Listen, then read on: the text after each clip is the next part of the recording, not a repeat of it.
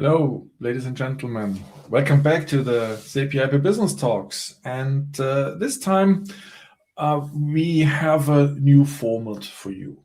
And this format comes from the experience of the work with IP strategy, IP subject matter experts, also on IP strategy, but many other topics. And we make the experience that again and again, it is hard for them to understand how to create client journeys, how to interact on digital formats, how to create a certain conversion so that they can really work with users of the IP system.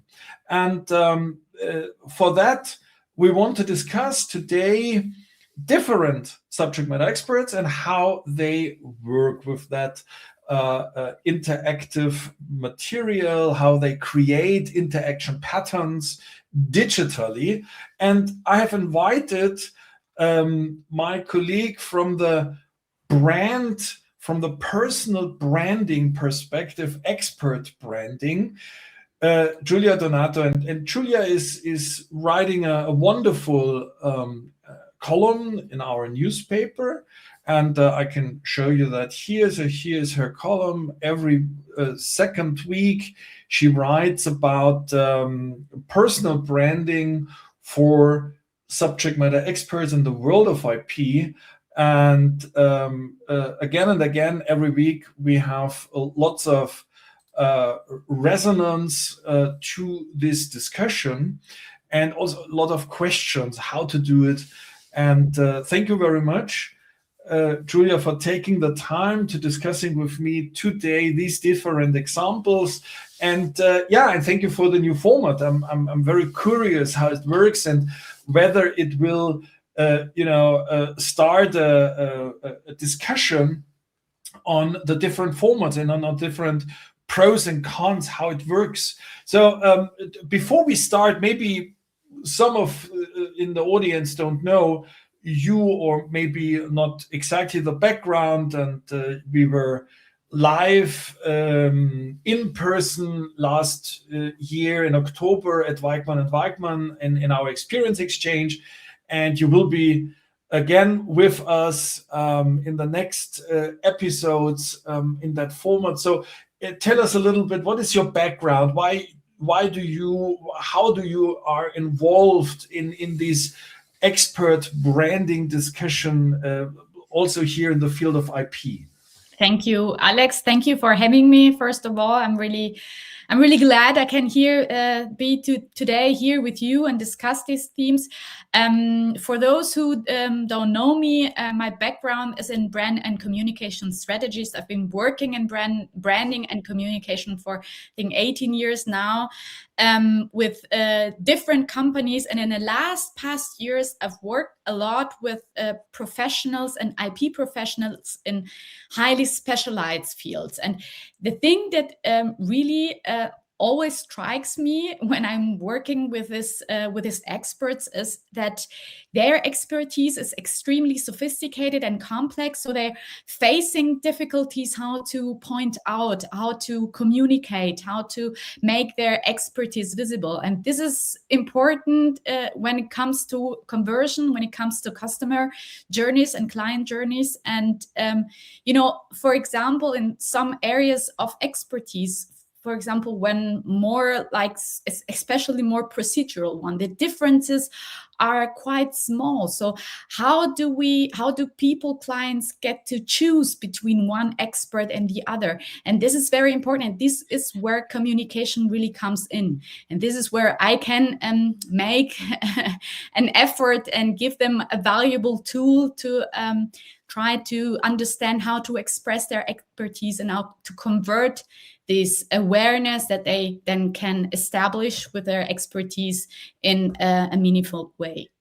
Got you. Yeah, and this is a tricky question, because quite often in practice we have the situation that it is really difficult for an expert. So an expert typically wants to be seen and addressed as the expert, the thought leader, but obviously that has to be created anyhow So people have to be exposed to that kind of expertise, and this is not that trivial. So just being European patent attorney or patent attorney at all, or being an expert for licensing, that's fine, having that on a LinkedIn profile, for example, but obviously that's not enough, especially not enough to get a conversion in terms of really having the chance to work with users of the IP system. So it's a bit tricky, and that's exactly why we want to take the time in this format to talk about that. So the first principle which I would like to address is the logic of a kind of client or customer journey in general. And we have here at the 15th of December last year, we published a white paper for that. So that is important, that you get all these things for free from us. So you have here on the blog, IP Business Academy, you have here on the 15th of December, this white paper, and you can download that here for free. So this is always the opportunity for you in the audience to get all that information basically, and can introduce yourself to that kind of thinking. So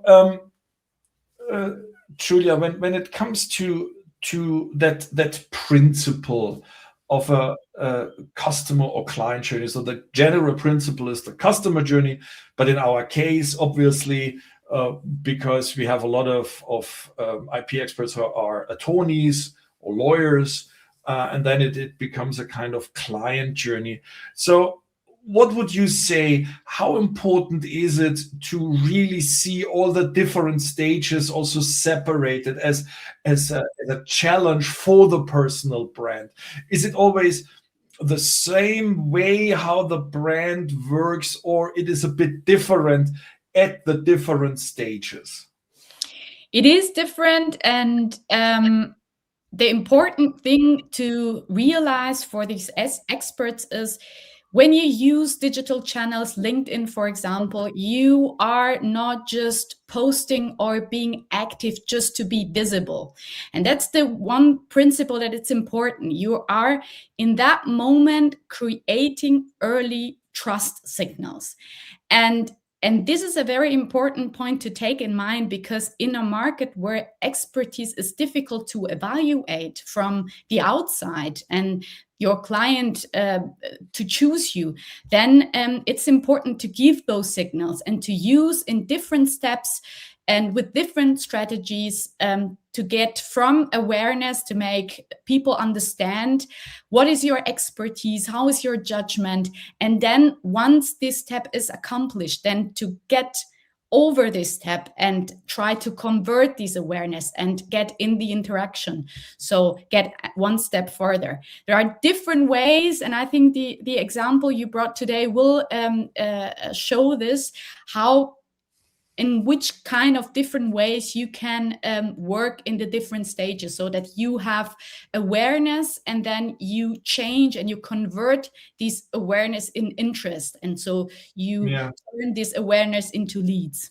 I think I mean, it sounds very theoretical, okay? But in very concrete practice, what does that mean? That means that IP experts, for example, come to me and say, Alex, I'm disappointed. I say, okay, about what exactly? I'm disappointed about the fact that I have a LinkedIn profile, okay, and nobody gets in contact with me, and nobody hires me, and nobody directly asks me for help. So LinkedIn does not work for me. Yeah.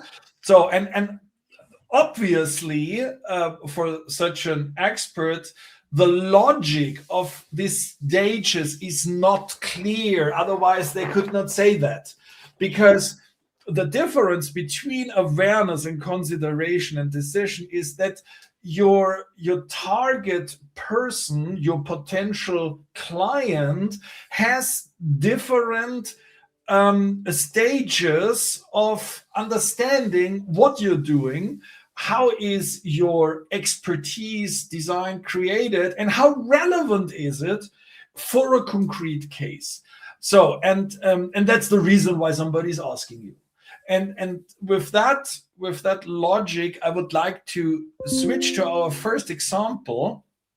And this is Maya Fenster. So Maya from Israel is focusing, and that is very good that you see that directly here in the headline, that he is focusing on medical devices. Okay, so we see that this guy is about IP, and it is about a certain product industry. I think that is from the first impression here very interesting.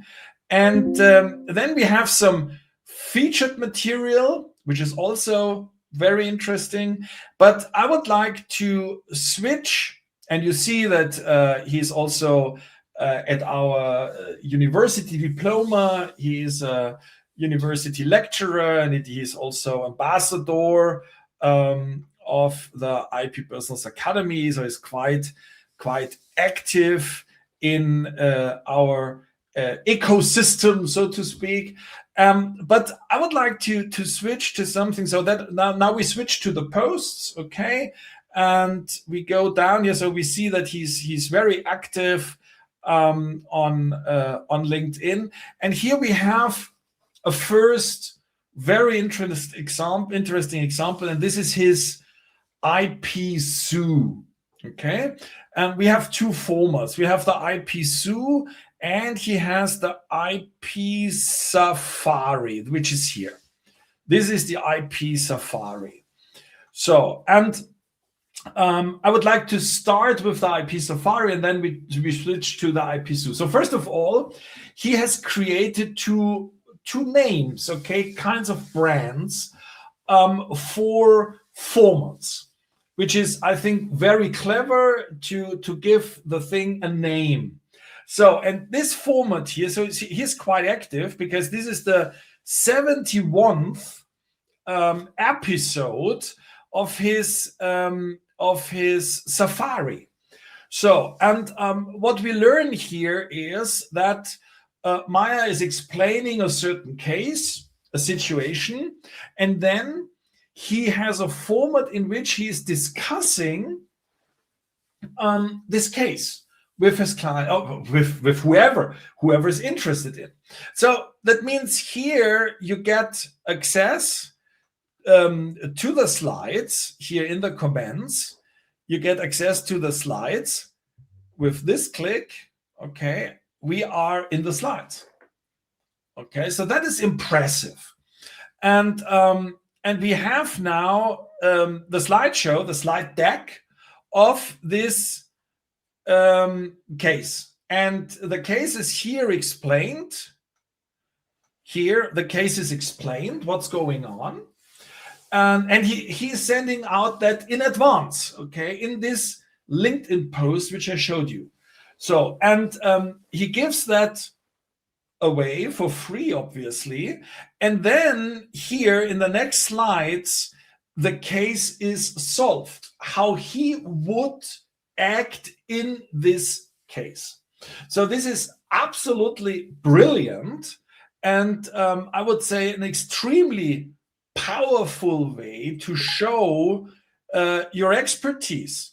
And then I have to go back to the post, and here then you see that you get a link to the event.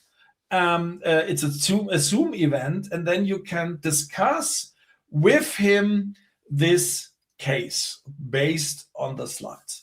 So very impressive, very valuable to show yourself as an expert here for that kind of IP strategy, very concrete on the point. And so my question to you, Giulia, is what do you think when we see this customer or client journey. So it starts at a LinkedIn profile, it goes to a post, then from the post you go to the slides, you get the slides, and you get a link to a live show on which you can discuss that with Maya Fenster. What would you think how well that works for showing expertise, for creating trust as an expert?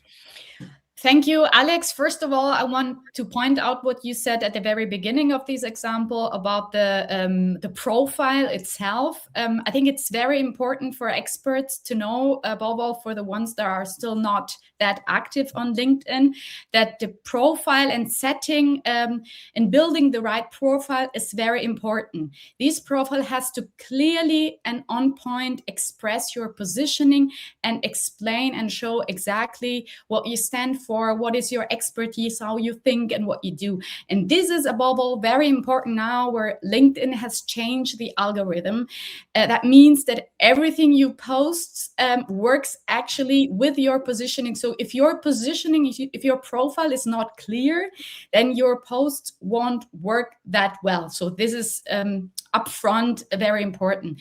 And then about the example, I think yes. I think we should make an episode. We will ask the audience, but we should make an episode on the question how to make a good LinkedIn profile which works. I think absolutely. I'm sending a disclaimer that this is the real starting point is a convincing LinkedIn profile, which is definitely something different from a CV.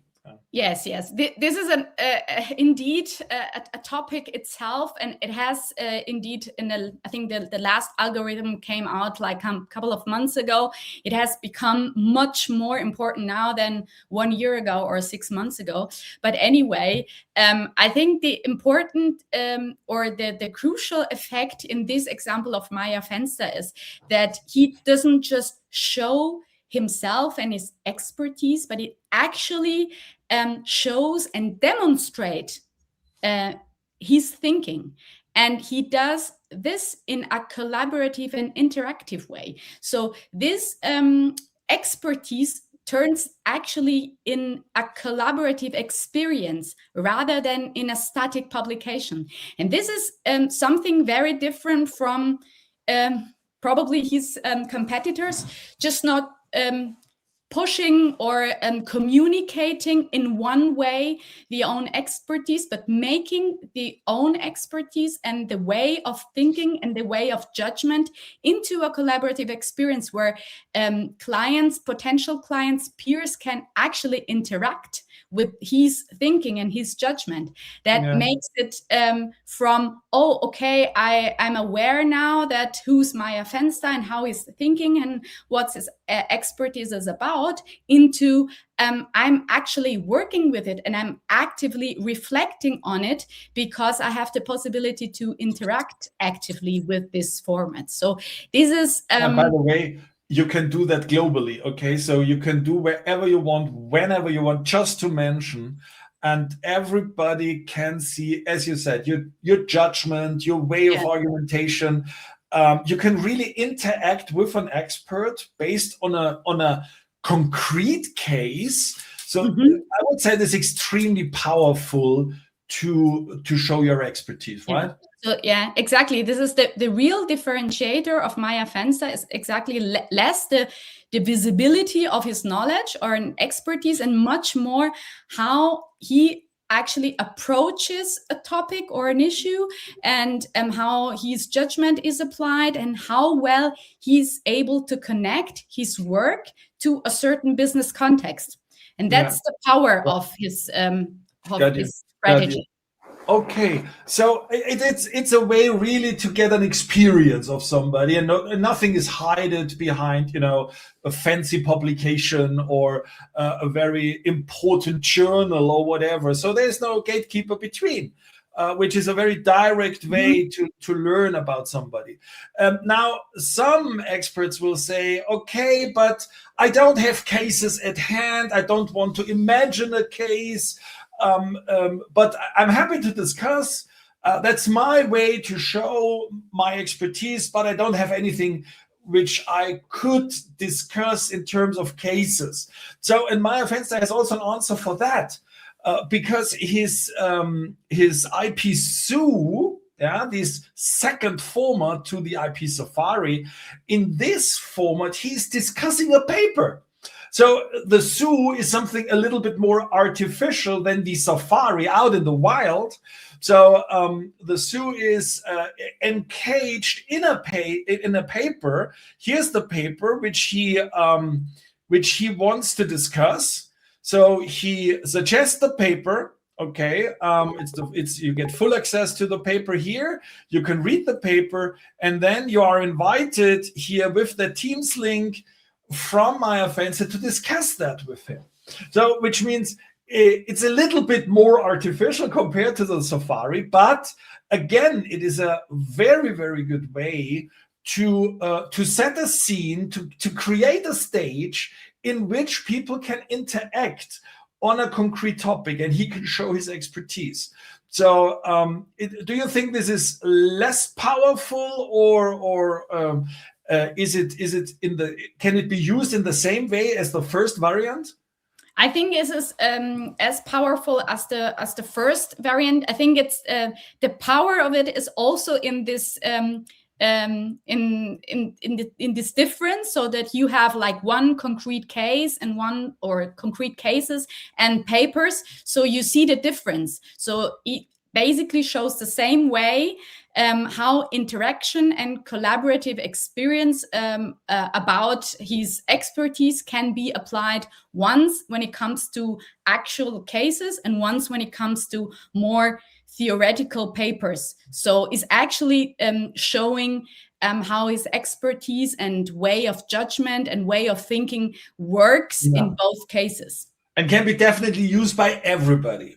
At least when you have the will and the ability and you want to invest the time in that kind of direct exchange. I mean, this is not for everybody in terms of everybody wants that, is able to do so. I mean, you have to be a very relaxed person on your abilities and your expertise, that you say, I'm willing to have this hardcore interaction here directly, no shield, no defense. Now it's the discussion. Everybody can see it. Everybody can join it. So that's really deep down on your expertise, I would say, when you do that. By the way, ladies and gentlemen, this is a live show. So when you, thank you very much, Sajid, and when anybody else want to have a suggestion, a comment, a question, we are happy to pick that up. And I'm happy to bring that and to ask also Giulia about her background on personal branding, expert branding, what she's thinking about. So, Giulia, Alex, yeah? I just wanted to add something, because you mentioned something very important about, no shields. So being so spontaneous and so exposed, this is something that client may evaluate as a strength. So how is this person reacting to unknown situations? Absolutely. So this is something that goes beyond maybe the expertise or the knowledge in IP, but how is this expert actually coping with unexpected questions, unexpected situations, unexpected coping? And this is a strength. Yeah, absolutely. At the same time, this format only works when there are, on the other side, people who want to discuss that with you. Of course. So, and want to, and are willing and able to ask questions in front of others.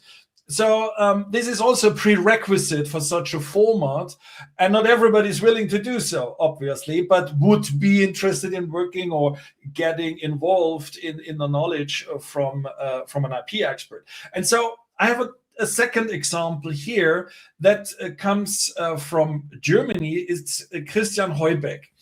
And Christian is here, what we learn is partner at Weigmann & Weigmann, and he's a European patent attorney. And he's pretty much focused, you see that here from his about section, he's pretty much focused in the life sciences. So, and we have here his current activity. So he's quite busy, what we see on LinkedIn.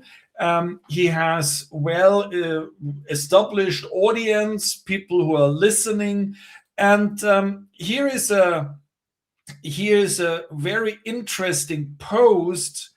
I have to go down here. Let me check. Where is here? It's from yesterday, very current. And here, we have quite a discussion.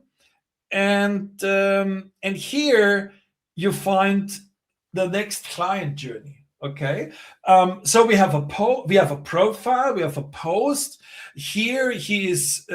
He gives the press link to his discussion which he started. It's about a settlement between two very big pharmaceuticals life science companies, Moderna, and but the cornerstone comes here, that he says here you can find a white paper about FTO and life sciences.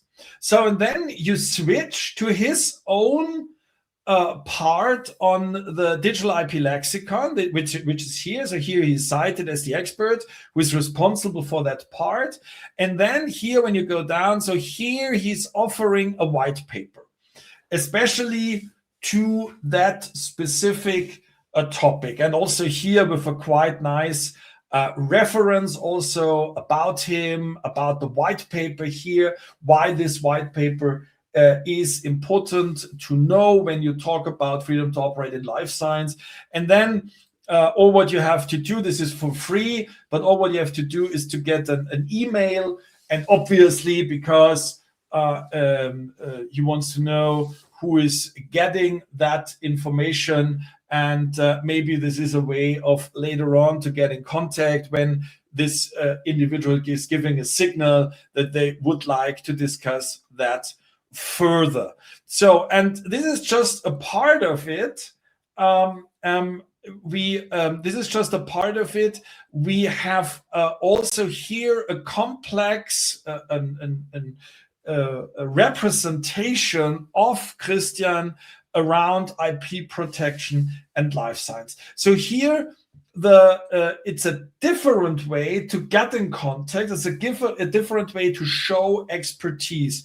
So what do you think about that way of combining in a client journey LinkedIn profile with a LinkedIn post to a page on which you show expertise and you offer a white paper, for example? What do you think about that way of creating it? First of all, I think it's a very clever way to use LinkedIn as a low threshold next step. With, for example, with a white paper. And what it does is, as you said, as you point out, to convert the awareness that he gets through his post, and then to validate it through a white paper and also through this section, personal section on the IPBA. First of all, what it does, it maintains basically visibility and reach on LinkedIn, because it puts the comment, the link to the white paper. So it stays like the visibility and the reach of the LinkedIn post stays there, because the link to the white paper is in the comment. And second, the comment works as a conversion bridge. So all the people who are actually interested, so where he gets the awareness of his readers through the post, then the ones that are interested can get deeper information and get deeper insight in a resource tool, such like such a white paper, and read the article. So he gets actually in contact with these people that have the possibility to read more about him and to get to know more about his expertise, and to get the validation of an external link such as the IP Business Academy. Yeah, and obviously this is the way to make awareness building. So you can offer, some people are associate that just with marketing. So but obviously this is awareness building in a very concrete way. So you can really touch a very specific topic about your expertise. You show it to the user of the IP system, and you are always also willing to help when there are concrete situations in which that might be necessary. Okay, so it's an alternative which generates different kind of data, which can be used in different ways, and this is a bit a more asynchronous mode. So you can reach people here who are not willing, not able, not interested to discuss things directly with you. So they want to be more informed in advance before they get in contact. Also, there's a very, very attractive alternative to the first wave from Meyer Fenster. We have a different topic, which is very close, but a bit different to the client journey, which is, for its own sake, quite complex. But we had here wonderful examples. The starting point of a client journey is obviously a positioning. So understanding for what you stand. I mean, we had two wonderful examples already with Meyer Fenster, with Christian Heubeck. I would like to switch the discussion a little bit more to that kind of issue. And we had also published a white paper for that, Building Visible Expertise, Personal Expert Branding for IP Professionals. We published that in September last year because we prepared the Weichmann and Weichmann event, which is, by the way, very well documented, and also the presentation from Giulia, the discussion. You find everything on the blog here, how to make this kind of IP awareness building.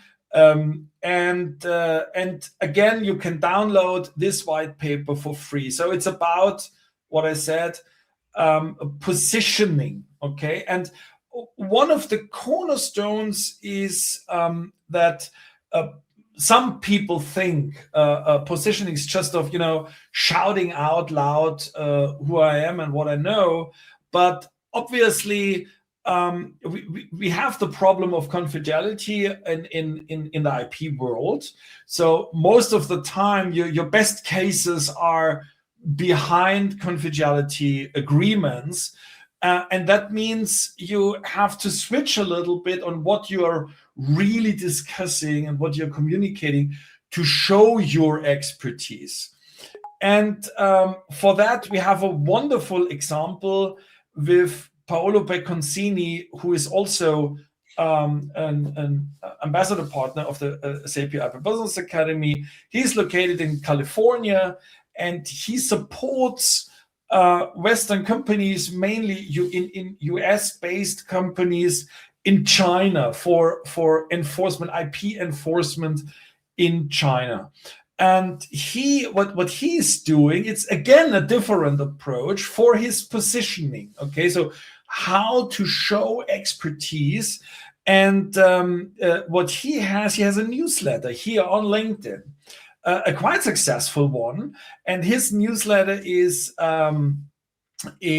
called China Intellectual Property, and he has for his newsletter 2,100 subscribers already.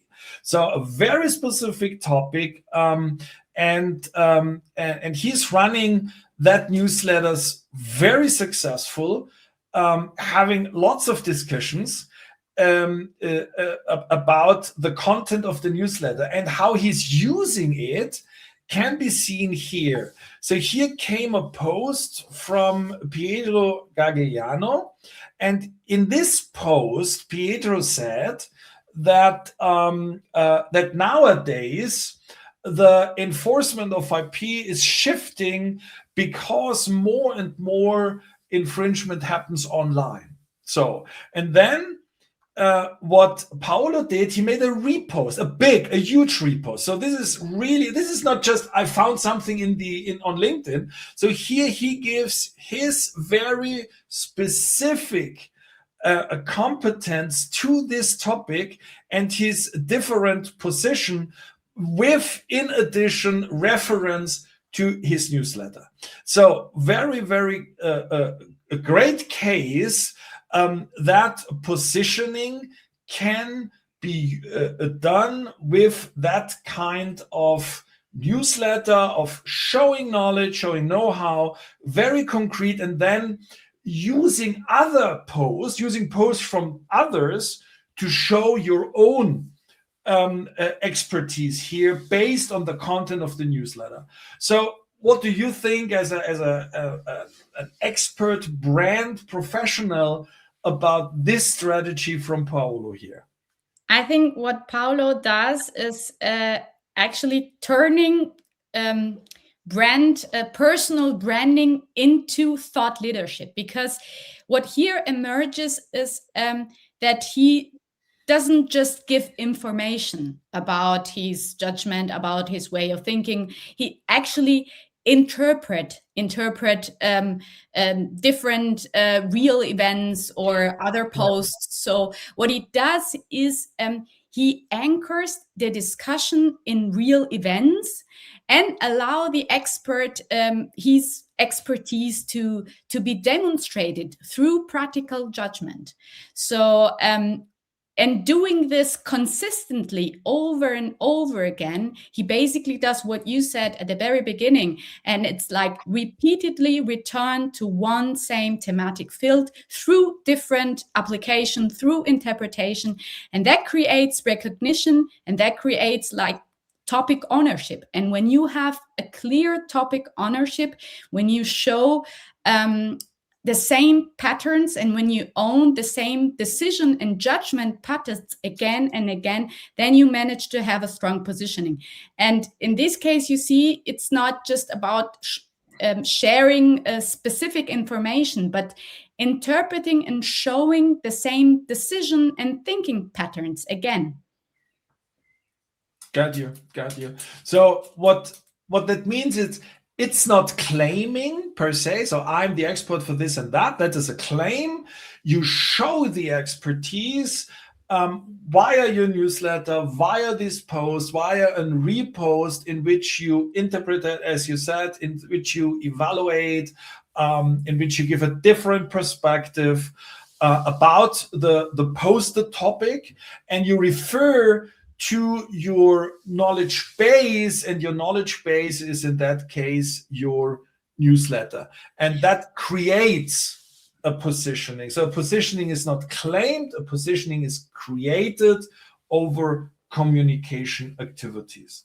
And one thing I want to point out about his newsletter as a very interesting strategy from my point of view is that instead of posting and creating isolated posts, he creates basically with his newsletter an evolving narrative. There is a knowledge thread over and over again through the different newsletter edition issues. So first, it creates a clear expectation and regularity among his target group and audience. And second, it allows at the same time through his newsletter, which has a certain space, to go deeper in analysis. Yeah. So it has these two effects, which are very interesting when it compares to normal posts. Yeah, absolutely. And this is a topic, maybe we should talk about that too in one of the next episodes, which is consistency. Yes. So this is again and again. So when you just follow, trends or what goes viral today, and because that I have to say something about it just to get clicks and get reach and visibility. So it's no problem to get reach and visibility on LinkedIn. I mean, just having a very, controversial topic and just being provocative or whatever, you will get reach and visibility. The question is, what does that mean for you as an expert, and how does that help to our first topic, to this client journey, to this consistent interaction, which creates trust and which at the end creates the opportunity to help users of the IP system to make the best possible use out of the IP system. It helps nothing. It just creates, buzz, reach and visibility per se are vanity metrics. So it's, yes, you are viral, but for what? Absolutely. Okay. So I'm writing that on my mind notes. We should talk about consistency in one of the next. We have definitely some very, very interesting examples for that. But in this episode, we want to focus also on the second topic is positioning. And there is another example which I have, my last example for today, and this is Dr. Alihan Kaya. And Alihan is pretty much, so he's not a lawyer, so he's an IP expert based on his business and especially technological background. And he has quite a lot different assets out there, like a podcast episode, and he has a page on the Digital IP Lexicon. He has different content pieces about IP and circular economy, IP and sustainable development goals. And what I would like to focus on in terms of positioning is that he has an interview. And in this interview, he explains in detail how to patent sustainable technologies and business models. I mean, that's interesting because many people say you cannot patent a business model. So this is a bit provocative.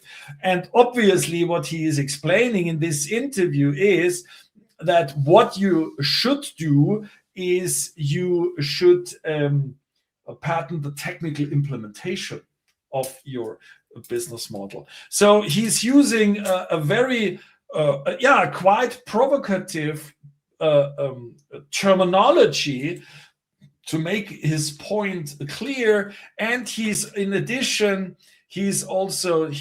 helping Asian companies in green technologies to come to Europe, entering the European market, and explaining that in detail in this other interview, how that works and how that can be used. So, and what I said is he's using different channels and not just LinkedIn, so to speak. Here, this interview, the Digital IP Lexicon, and he also had, for example, an interview here with i3PM.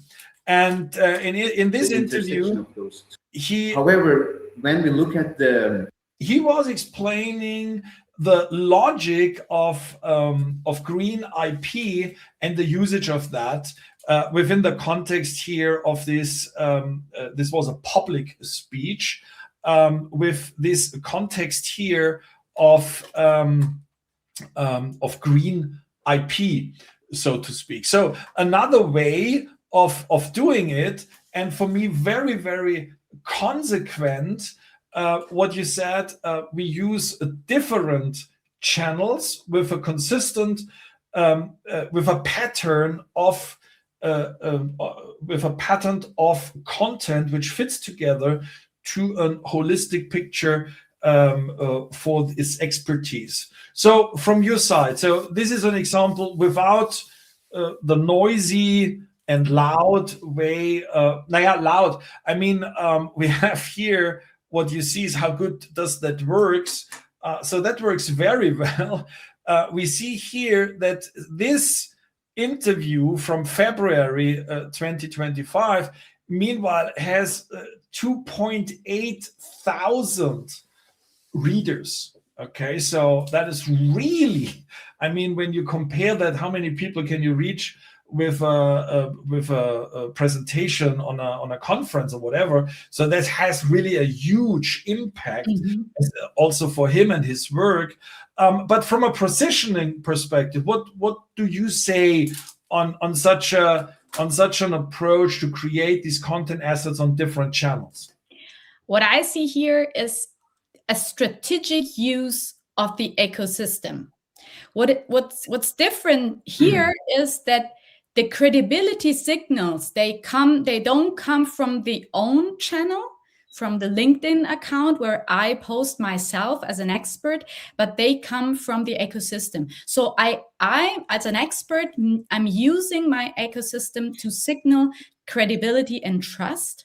So the expertise appears on different independent and institutional channels, and it carries different signals that that are important, and it has in my opinion two very important consequences. First of all, it strengthens credibility because it anchors credibility and reputation in independent, or they are confirmed by independent channels and institutional channels. That's the one point. And the second point is it expands the reach beyond your own network. Because of course, if you are publishing and if you are using different networks which have, as you said, a much broader reach as your own LinkedIn channel, then you are able to reach much more people than you would have done if you would have used only your LinkedIn channel. So these two different aspects. On the one side, anchors credibility through independent channels, and on the other side, more reach or broader reach because of the usage of a broader and a stronger ecosystem. So they're basically working these external platforms as multipliers. Yes, absolutely. So he do not trust so much on his own LinkedIn activity. He's using third parties as a reference and to show the expertise when it's needed with a direct link in an email or whatever. So exactly. Here you can see what I'm doing. You can see my position on this topic. Okay, so unfortunately we ran out of time. So thank you very much for everybody who is interested in the in understanding better what we are doing, and especially also what Giulia is doing. Giulia gives every second week at the IP Pulse, IP Management Pulse, a column in the newsletter. We have also a newsletter here on LinkedIn, which has meanwhile around 5,300 subscribers. So this is quite successful. And here you get every week your impulse in terms of your independence by design. So the way, how can you help the IP system in using IP better, and how can you be independent in terms of being successful as an expert. And we meet at the 26th in March in Berlin at ETL, and greetings go out to the team, Diana and Jörn Plettig and Marco Züller and Diana Taubert for hosting us. And finally, we run the Resource Hub, which gives you plenty of resources, most of them free of charge, to help you with your questions on digital marketing, business development. And when you want to collaborate with us, we are happy to do so in our program for subject matter experts, and we are happy to collaborate with you. Thank you very much for your time, and I hope we can proceed with that activity. For me, that was great fun. Thank you, Giulia, for your time, and to the audience. Sorry for being 5 minutes longer, but I thought it is necessary to discuss that as deep as possible.